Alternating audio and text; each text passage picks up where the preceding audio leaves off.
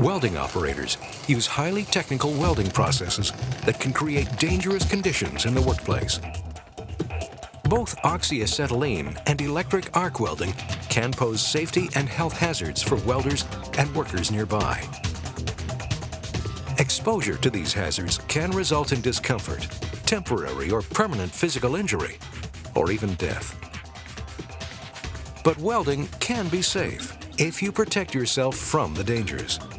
You owe it to yourself and your fellow workers to find out what the hazards are, evaluate their presence in your work environment, and learn how to control them.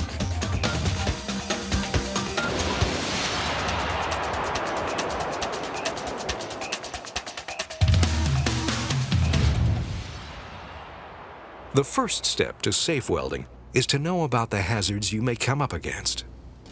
Every welding process has potential hazards that are always present. Some are obvious, some are not. Let's take a look at some of these hazards now.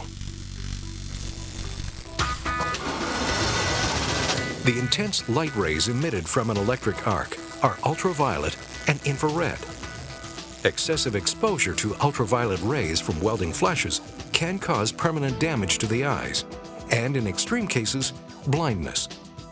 Excessive exposure to infrared rays can cause burning of the skin. Arc flash, also known as welder's flash or arc eye, is one of the most common and serious risks to a welder. It is a painful ocular condition sometimes experienced by welders who have failed to use adequate eye protection. Short-term symptoms can include extreme eye pain, usually described as a feeling of having sand in the eyes, headaches, migraines, and nausea. Long-term exposure to the radiant energy emitted from an electric arc can cause skin cancers, cataracts, and burns to the retina of the eye. The intense radiant light associated with oxy-acetylene